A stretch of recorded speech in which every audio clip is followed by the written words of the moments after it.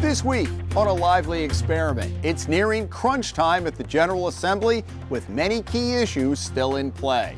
And should taxpayers fund breakfast and lunch for all students in Rhode Island? A Lively Experiment is generously underwritten by... Hi, I'm John Hazenwhite Jr. For over 30 years, A Lively Experiment has provided insight and analysis of the political issues that face Rhode Islanders. I'm a proud supporter of this great program and Rhode Island PBS. Joining us with the analysis, Brown University political science professor Wendy Schiller, attorney and legal analyst Lou Pulner, and Bill Bartholomew, political contributor and founder of the Bartholomewtown Podcast. Hello, everyone. I'm Jim Hummel. It is great to have you with us this week. With a projected mid-June adjournment for this year's General Assembly, lawmakers are kicking into high gear. Once the budget is set in a few weeks, the end will be near. That means a handful of key issues will be voted on or die in committee as the bartering between chambers happens in the final weeks. So, folks, the latest thing was last night. We're taping on a Friday morning. The Equality and Abortion Coverage Act has been discussed. It was narrowly passed in a Senate committee. Big signing ceremony last night. Wendy, I remember having this discussion when they codified. We were on this set years ago with Brandon Bell talking about codifying abortion. I wonder what you think about this latest step, because this is something they tried to get through a year ago. Yeah, I mean, I was a little surprised at the enthusiasm of the McKee administration for this move. And certainly, Sicarci maybe you would have expected, but Ruggiero sort of moving the ball forward. I think he's been hesitant in the past. There's a combination of issues here. One is Medicaid, the health insurance program for low income, and then state employees who were not eligible for this kind of coverage. And I think marrying them together makes this politically a little bit more palatable, easier to sell, I think, to a lot of people than just doing it for people who are on Medicaid. So the opponents were, I don't want my tax money going for something that is this morally a problem. This is the argument since 1978, right? From the Hyde Amendment that said no federal dollars can be spent supporting termination of pregnancies. But if you're a state employee, you're paying taxes presumably too. And so when it says my taxpayer dollars, they're taxpayers. And people who get Medicaid are very poor, but some are the working poor, and they're also paying taxes. So that's a tougher argument because the people who are receiving this also pay taxes. Two things. First of all, the Dobbs case overturning Roe versus Wade reserved all this to the states, and I think that was a good decision. And obviously what we're doing here, the governor signed the bill, is to leave it with the states and do as we deem appropriate.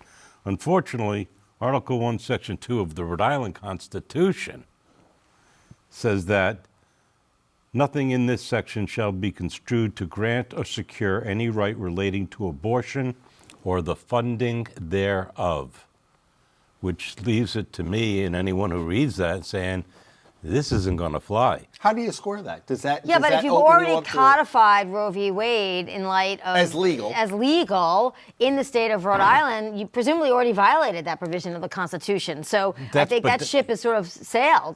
Don't they have to have a constitutional convention to amend that before this bill can be legal? Well, either the challenge to I haven't heard of a challenge to the earlier legislation that has been successful. From 2019. Yeah. So, you'd have to challenge it in Rhode Island court, but then you'd have to strike down the codification of Roe v. Wade that also, it's the same idea. So this is the back end on the original. You think it's the poisonous fruits of the vine. I think the fact that they're funding it is what the problem is. Right. That's an interesting argument, charging it on constitutional grounds. We'll see if anybody actually goes forward with that type of movement. But look, this was a campaign promise for Governor McKee. It's something that he outlined as soon as the Dobbs decision came down. There was already pressure on really every elected official and candidate to make sure that this got through. President Ruggiero, his argument was that this is just a practical thing, that it makes more sense to have everybody under the same insurance protection. Right to Life, Rhode Island Right to Life already called him a traitor, a pro-life traitor. As they did Nick Mattiello 4 years ago, so it's codified. It's the same thing, and look, the McKee administration, they got what they wanted out of it. They met the campaign promise. But that's an interesting point on the constitutionality, something that a smart conservative lawyer might investigate putting in some, putting a complaint in. I thought it was interesting. So the Senate committee was where the drama was. They wound up passing it 7-6, and they needed the Senate president and the majority leader. And how often do you see that? They got the word, hey, this might be close. Let's show up to put it through.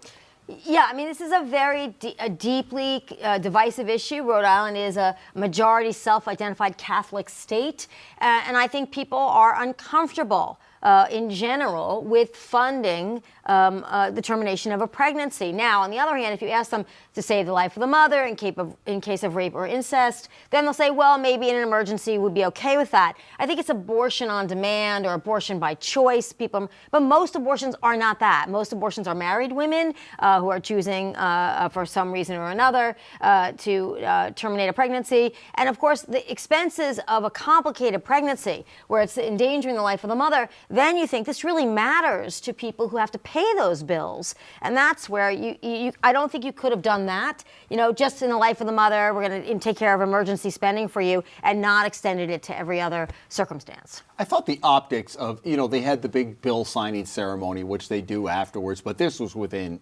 hours, and people are celebrating. And it seemed Did Anastasia Williams get a pen? She did not get a pen. I don't think she was invited. They crammed a lot of people in there. I saw a wide shot, and I understand this is something that people have been working on, but to me, it's a bit of a tin ear to those who are opposing this on moral issues. This isn't just your run-of-the-mill bill. Did that strike you that way? Yeah, but again, I was all in favor of these issues being decided by the states, not the federal government, and that's why I wasn't troubled by the Dobbs decision. The only issue I have is the funding, the state funding it. I wonder nationally, North Carolina just passed, there's a whole nother story about a state rep who flipped from being a Democrat to a Republican, said she gave them a supermajority to be able to override a governor's veto. They passed a 12-week ban, and North Carolina had been one of those states where a lot of the redder states were coming to. Yeah. I wonder how this is going to play out. You keep your eye on things nationally. Abortion was a bigger deal than I think some people thought during the midterms last year. Well, I think North Carolina, people say it's a swing state, but that state legislature has stayed stubbornly Republican for quite some time, although the governor won re-election pretty handily. So that is still a purple state, and I think another constituency, women in general, but I think suburban women got out the door in 2022 and said, stop restricting this, stop doing these severe bans. And South Carolina is on the brink or just, past a 6 week. Like Florida. Most women don't know they're pregnant I have by a problem 6 weeks. I mean, it's just like physically a very difficult thing to know and confirm that you're pregnant by 6 weeks. So it's essentially banning abortion altogether. I think those states, women in those states will be mobilized in 2024. Nationally, what do you think? I think it's just another issue that is further dividing the country, right? And we see a completely different set of rules, regulations, moral code, so to speak, in a place like Florida as we do in New England. And 100 years from now, will this be one of the seeds that is planted for, I don't know if the country's going to fall apart, but it will look a lot different, I think. What were you going to say, Lou? No, I think I agree with the professor. I think 6 weeks is a little short-sighted. I don't think you can really, I'm not a woman, but you may not know you're pregnant for well after 6 weeks. And so I thought that was just beyond the pale. And the federal courts have actually pushed those aside, basically put injunctions against 6 weeks because that's not the principle that they want to support. I just think doesn't the abortion pill and the existence of the abortion pill kind of tweak that 6 weeks? So the abortion pill is controversial now because it's commonly known as the morning after pill. So if somebody has unprotected relationships, then if you're worried about that, you can prevent the formation of a pregnancy, right? That's different in a lot of ways than the way that it is used to do a medical abortion of an embryo, right? So that's a big difference. This is sort of like people make a mistake, they want to correct it before, quote unquote, the embryo forms. This is different. So now a conservative circuit court, appeals court judge is ruling on using that as a means of abortion. 2/3 of all abortions are actually now by pill. Later in the term of the pregnancy. So that's getting very complicated because the pro-life people are asking to strike down the FDA's authority to even issue that medically, and that undermines the FDA's authority all across the board, which will cause us all sorts of problems. Right, so, and that pill's been on for a long yeah, time. and the Supreme Court seems to have sort of kicked the can literally down the road, right? They said we're not getting involved in this term, but they'll inevitably have to rule on it And the next year. injunction in it. Okay. The other big issue, of course, we've been talking about for a long time is affordable housing. And the Speaker has a whole pile of packages. We'll see what happens over the next couple of weeks. The one thing that caught our eye was Sam Bell, state senator, who's way to the left, and Brian Newberry, a Republican state rep to the right. They agree on something, Bill. What is it that they agree on? They don't like the idea that there's language that suggests that the housing department, the newly created housing department, can, by eminent domain, take property. Those words set people's hair on fire, doesn't it? I mean, let's be honest about it, though. You know, DEM, DOT, there's so many layers to this. The idea that Stephen Pryor is going to roll up in a state SUV, look around and say, yeah, I think we're going to take that building and that house right there, and then 15 minutes later, it's going to be gone. I mean, just look at some of the efforts to expand roadways in the state and the challenges that come with eminent domain. It's a pretty unrealistic situation. About the airport, it took decades to be able to take those houses. Yeah, exactly. So I think it's a little bit of an overstated thing. Look, a lot of times you see issues of us versus them. The us is the progressive flank and the conservatives in this state. Them is the perceived institutional democratic machine, as it's, again, as perceived. And I think this is one of those scenarios where the alliance... They came together, right? They came together, and they've done this on a lot of other issues in the past, and it's a different lens to look at politics through, and I think it really applies here in Rhode Island, where progressives and Republicans have a lot more in common when it comes to pushing the boulder up the hill. This is just one example. But Lou, the underlying is a lot of people, and this came up a little bit last session, should the state be able to relax zoning codes, for example? And some of the towns are pushing back on that. Yeah, because it's not just state properties. They're saying every city and town is going to have to follow this lead unless they can show that there were some environmental protections that are being violated, whether it's state or federal. But you got to keep in mind this was a bipartisan vote. It was 69-2, I believe, which means 7 Republicans joined in. I still have a problem, though, with the state telling cities and towns what they have to do with their buildings, as opposed to just state buildings. And I think the issue of eminent domain, I think it's a real issue. And you know what? It's like all these feel-good things. It's all going to be challenged in the courts, just like we did with the tolls and the bridges. It's all good in theory, but let's see what happens. They're going to have to line up behind the abortion case. That goes first, right? Yeah, absolutely. Well, no, I mean, I think the optics of taking people's houses to build housing is not great, right? So if it's occupied buildings, I mean, if you're looking at some buildings that are owned by a family or owned by a business but not occupied or not in use, I think you can make an argument that this is in the public good and you can take those buildings and compensate those people financially. But if somebody's actually living in their house and there's a bunch of people living in their house and you want to take them to build housing, I just don't know how you explain that to people. This is, I think it's really aimed at buildings like the old Apex that was shut down and left empty forever and ever and ever, right, because they weren't getting what they thought was fair market value for that property. That I could see could be subject to eminent domain. Or the threat of it, which would make them sell. Exactly. Right? Using it as a threat to make them sell. It's dangling there. Memorial Hospital comes to mind as well as another similar. That was really the poster child, because they said, well, because all of those buildings have water, sewer. It's not like you're starting from scratch. Exactly. The other thing that set more people's hair on fire a year ago was one bill was that every town, municipality would have to put municipal buildings that were not being used on a registry. And that sets people off like, oh, what are you going to do with that? And they backed off that. But Wendy, I remember we talked about affordable housing and you said, we got to start somewhere. So I knew this resistance was going to come. The governor had a big announcement on Thursday about 1,400 more units. But we know that $250 million, it's not going to happen overnight. It's going to be years out before No, this. but you want to be in a position where you're doing that because you also want to keep young people in the state. You want to keep a workforce. You want want to keep families here. You want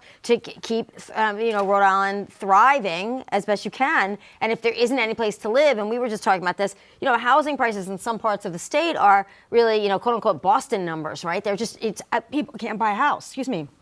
So I think thinking about the future investment, 5 to 10 years, that's what you want. You want to say, where do we want to be 5 or 10 years from now? We want to be a place where people can come and live. But we're like California and New York. More people are leaving their states than staying there and coming to it. We are not an attractive state for a work environment. And we're not as bad, though. We're not as bad as the outflow from California in terms of business outflow for tax reasons, right? And New York, that's because we don't have that many businesses. We have to see, New York had the pandemic, and now it has sort of a huge, New York City has a huge sort of problem between because undocumented. The rents have gone comical. Well, New York City also is just sort of not doing as well as it used to. People have fear of crime. They don't want to ride the subway. There's lots of reasons pushing people out of the city, but they're about to transform a lot of commercial real estate into housing, right? Well, because they don't have any choice. Nobody's back at the office. They have their worst commercial building crisis in their history. Yeah, and these are all leveraged. A lot of these real estate companies who own those buildings leverage, right? They borrowed at low interest rates, and now the interests are higher, so it's really a huge problem. Another bill that may have flown a little bit under the radar screen is free taxpayer funded, should we say, free school lunch, free to the people who are eating it, but putting it on our dime. What caught my interest, and you guys talked about this on the radio on Dan York's show this week, what was curious to me was they're not quite sure how much this is going to cost. It's going to be anywhere from $22 million to $39 million. So what happened, the history was during the pandemic, the Fed stepped in, as they did with a lot of things, that will pay for this. Now they're backing off. This is full breakfast and lunch for everybody, whether you want it or need it. And I think some people have an issue with that. Others say this is what we should be doing because a hungry kid's not going to learn. Well, that's for sure. Right now, there's a schedule that outlines basically per child and an income threshold for which someone qualifies for the free lunch, free breakfast program. This would do away with that and it would give it to everybody. Look, one concern that I have, and I think it applies across the board for anybody, is healthy food. We're in a situation right now where the amount of processed food, the amount of garbage that people eat it's at an all-time high. And rather than maybe the appropriate thing to do with these dollars is to increase the quality of the meal that the low-income student or even low to middle-income student gets for free, rather than give it away to everybody when you have a high-income family that can provide a more high-quality lunch, even if at the end of the day the kid's just going to eat whatever junk food. That was Michelle Obama's thing. She wanted healthier lunches for the kids nationwide. Unfortunately, when you're putting fruits and vegetables on the kids' trays, it's going in the dumpster. It was all in the dumpster. Yeah. The only thing they were drinking was their chocolate milk and the cookie. It was funny because when our kids were, so my kids are 25 now, when they were in 4th and 5th grade, this was always a big deal. All right, you can, because I usually cook for them. My kids were getting chicken tortellini pesto and whatever we had. Chef Hummel here. Yeah, it's right, the night before. Some other kids getting a bologna sandwich. But what was interesting to me, one day a week I'd say, okay, you guys can pick hot lunch. And that was a big deal. They'd get the menu, and I hope that they shoot twins the same day they would do it. Sometimes Alex wanted Thursday and Cameron wanted Monday. But what Cameron came home one day and said to me, Dad, they've ruined hot lunch. And I said, what are you talking about? He goes, the pizza dippers are made out of wheat now. So the kids know. So they were trying to be healthy, as you said. He didn't want hot lunch again. No. He never ordered it again. There's also, I know this only from a while back. I'm not sure. The whole purchasing mechanism for food for lunches used to be sort of a congressionally mandated federal deal between the dairy producers in some states, and I have excess milk, I have excess cheese. Right.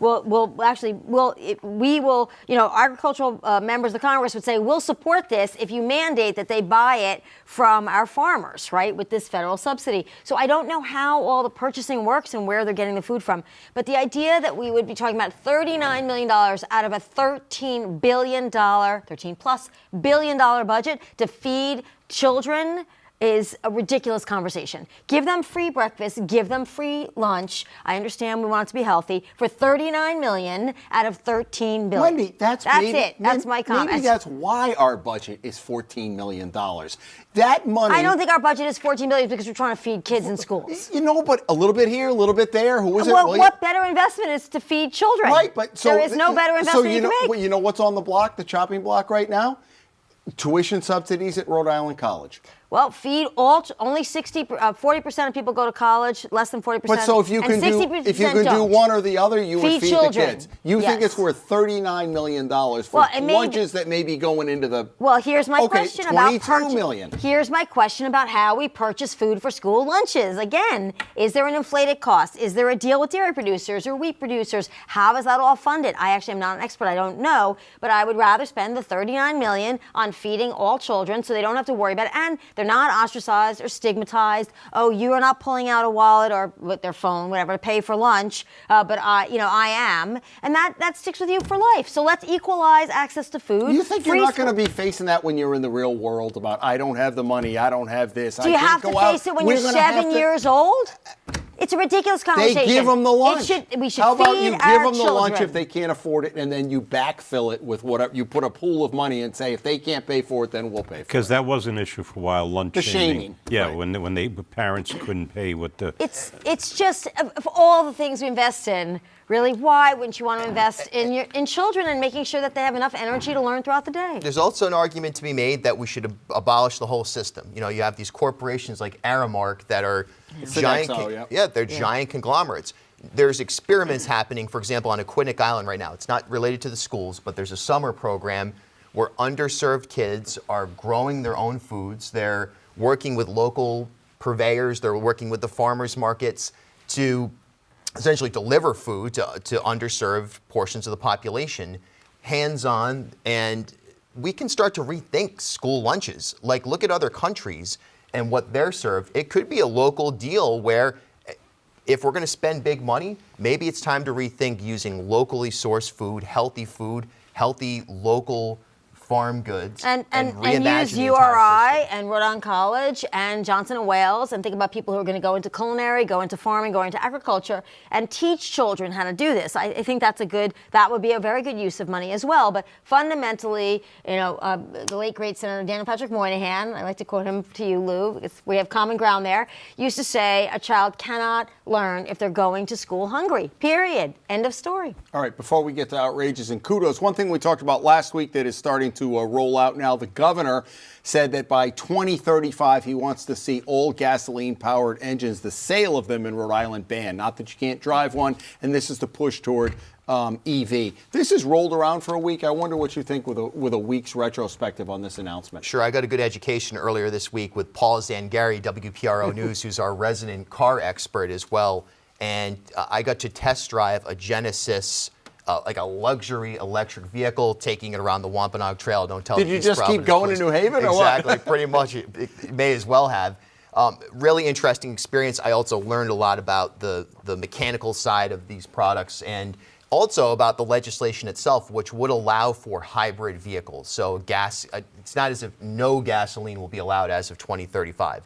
What I will say, nice vehicle, $80,000 to buy it. Where are you going to charge it? Do we have anywhere near the infrastructure? What's the range? 400 miles exactly per charge. I think the range anxiety is what a lot of people are worried about. What do you think? You're going to be surprised to hear this from me, but I think we are overusing the term ban these days in American politics. You think? And I think Americans don't like the word ban. Book ban, gasoline-driven car ban, and assault rifle ban. We can talk about that. Gas stove ban. Gas stove ban. Dishwasher ban. Yeah, I hadn't heard the dishwasher ban. Well, they're going to reduce the amount of water that it can use. They're banning the water usage. So then you have to redo. You have to do two cycles they've instead already of done one. that with washing machines, but I think we can make that happen. The point is, I think politically it's become too popular with the left and the right, and I think it scares people when you use the word ban. It says, I'm going to restrict your choices. And so I just thought it was a little much, and I was surprised. Well, I got to tell you, in the last year, 5 grids across the country were hacked and destroyed and shut down, and we have a very porous and weak system our electrical grids here in America.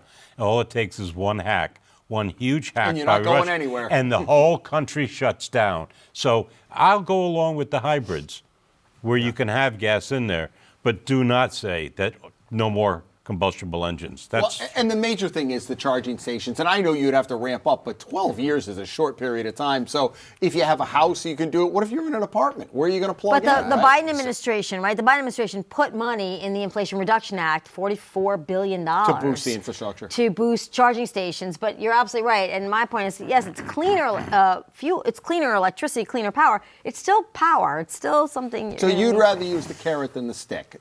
Eliminate the word ban. I just think give people incentives, maybe tax credits. Also, give them free charging stations, right? Like that's it. You buy the car, and Tesla used to do this apparently, but they don't anymore. You will come make it possible for somebody to charge it conveniently. And think also low-income neighborhoods, perhaps, or crime-ridden neighborhoods. You're going to stand there for an hour and charge your car in that neighborhood? No, you're not. No. So we have to make this equally accessible to everybody. All right, Wendy, let me stay with you. Outrage or kudo this week?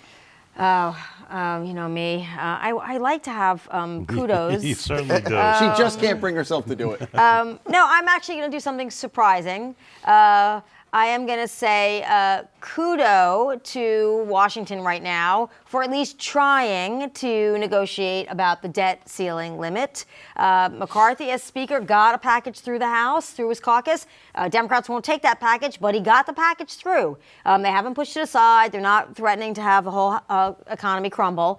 Whether they come out with an agreeable agreement, we'll wait and see. But kudos to them for doing it. You know, it's like starting a paper 3 weeks before the deadline or 2 days before the deadline, and they seem to have started a couple weeks before the deadline. I'm sensing a lively extra because I think we need to talk about some national stuff. So hang on just a second. Bill, what do you have for outrage or kudo? Very quickly, most of us have seen the Matt Riley situation, the Cranston councilman who was caught with crack cocaine in his car. It's a terrible situation. There's a lot of backstory there. The body camera footage came out very quickly and has been widely disseminated on a national basis. But something troubled me over the course of the week. ABC 6, one of the 3 local TV stations here, showed up at Riley's house, knocked on the door, and approached his mom just hours after her son was found passed out in a vehicle with a crack pipe in his hand, watching any semblance of an organized life collapse. I thought it was completely irresponsible, immature clickbait journalism, if you can even call it journalism. They should be embarrassed for that, and we should do better as reporters, as media storytellers. We should do better than harassing someone's mom. Counselor, you get the last minute. There was a resolution in the House of Representatives in Washington this week that passed 413 to 2, and it was to honor and recognize our fallen police officers. The 2 who voted against it were Rashida Tlaib and Cori Bush, 2 members of the Progressive Squad. And they said that, no, we're not standing. And they both want to defund the police. They've already been very vocal about that. Meanwhile, Cori Bush had $60,000 just in the last fiscal year for private security for herself. And by the way, the private security that she hired, she quietly married him after he got the $60,000. I think that is outrageous. Wow. All right. Folks, as I had alluded to before, we have some national issues to get to. So let's do this. We're going to go online and do a lively extra segment. We haven't done this for a few weeks, but right now, if you were so inclined, go to ripbs.org/lively, where we'll do 9 or 10 minutes on national. If you can't join us, let us bid farewell to Lou Pulner and Wendy Schiller and Bill Bartholomew. And for those of us who don't catch us on Lively Friday at 7 or Sunday at noon, we are all over social media. You can go to our website, Facebook, Twitter, and your favorite podcast. Maybe not as popular as the Bartholomewtown Podcast, but we're right up there. So take us with you as you go. Stick with us for Lively Extra. For those of you leaving us, we'll see you next week as the Lively experiment continues.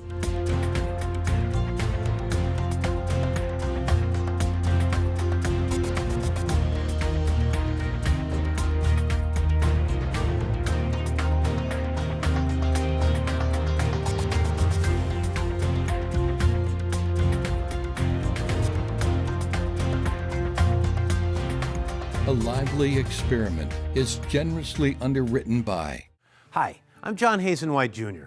For over 30 years, A Lively Experiment has provided insight and analysis of the political issues that face Rhode Islanders.